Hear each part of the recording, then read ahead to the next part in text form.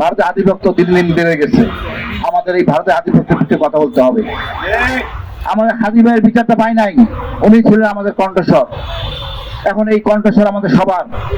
আমরা চাই আমার যা আছে তা নিয়ে থাকবো, ভারতের অনুদান আমাদের দরকার নাই।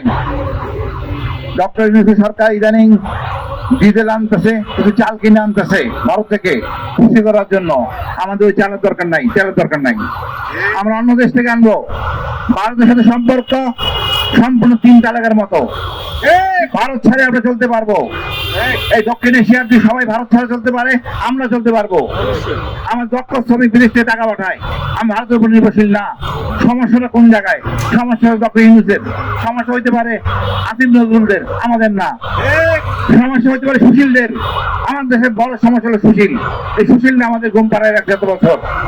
আমাদের ছাত্ররা আমাদেরকে সেই যোগ্য স্থানে নিয়ে আসছে। আমরা সাহসিকতা মানদণ্ডে অনেক উচ্চে।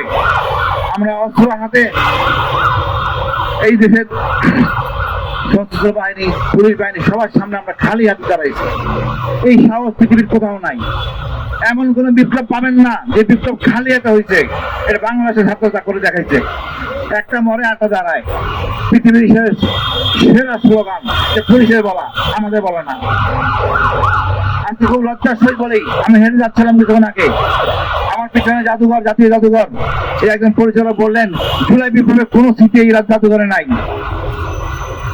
এটা কত বড় লজ্জা, সরকারের কত বড় লজ্জা। জুলাই স্মৃতির কোন স্মারক, কোন বিষয়বস্তু এই জাদুঘরে নাই।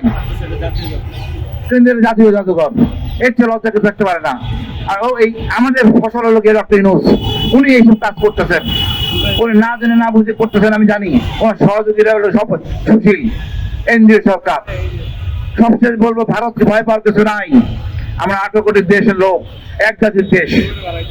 ভয় পাওয়ার কিছু নাই। আমাদের দেখছেন বিডিআর একটা সৈনিক, সিভিল সৈনিক বিডিআর সাথে দাঁড়ায়া কাস্তে হাতে যে ভূমিকা রেখেছিল, আমরা প্রত্যেকে সেরকম। আমরা প্রত্যেকে হাদি, প্রত্যেকে যোদ্ধা। আমার যা আছে তা নিয়ে যুদ্ধ করব। ভারত তার ভয়ে পরিবার নিয়ে চলে যাচ্ছে, যাক, সব নিয়ে চলে যাওয়ার দরকার নেই আমাদের ভারতের। আমরা কাউকে আঘাত করবো না।